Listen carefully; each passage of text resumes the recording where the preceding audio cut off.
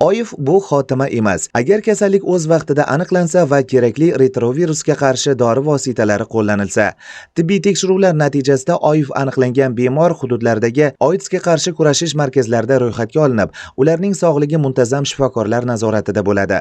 Har bir bemorga umumiy ahvoldan kelib chiqqan holda dori vositalari berib boriladi. Bu dori-darmonlar, retrovirusga qarshi preparatlar hamda opportunistik infeksiyalarni profilaktika qilish, yondosh kasallarni davolash va oldini olish maqsadida biz bemorlarimizga beradigan preparatlarimiz barchasi bepul, davlat tomonidan kafolatlangan ravishda. Barcha xizmatlarimiz bepul. Bu kabi dori vositalarining harakatini nazoratga olish eng muhim masala. Buxoroda Respublika AIDS markazlari rahbar o'rinbosarlari ishtirokidagi o'quv seminari ham aynan shu muhim jihatga qaratilib, tizimning raqamlashtirilishi borasida so'z yuritildi.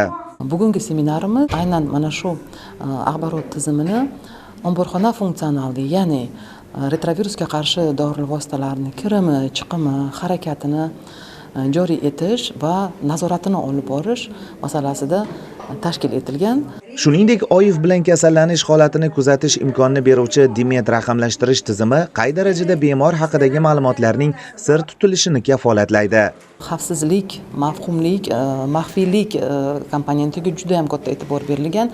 Faqatgina mumkin bo'lgan mutaxassislarga ruxsat berilgan. O'shanda ham rasmlari, ismi shariflari, yashash joylari bo'yicha ma'lumotlar, yana personal ma'lumotlar albatta sir saqlanadi. Asosiysi kasallikni erta aniqlash va bemorlar sog'ligini nazorat qilishda yangicha yondashuvlarni amaliyotga tatbiq etish va bu boradagi mas'uliyatni oshirishdir. Shuningdek, ishtirokchilar kelgusida AIDSga qarshi kurashish, uning profilaktikasiga oid ishlarni ham kuchaytirish bo'yicha vazifalarni belgilab olishdi. Madrahim Turdiyev, Abdulla Rajabov, Buxoro.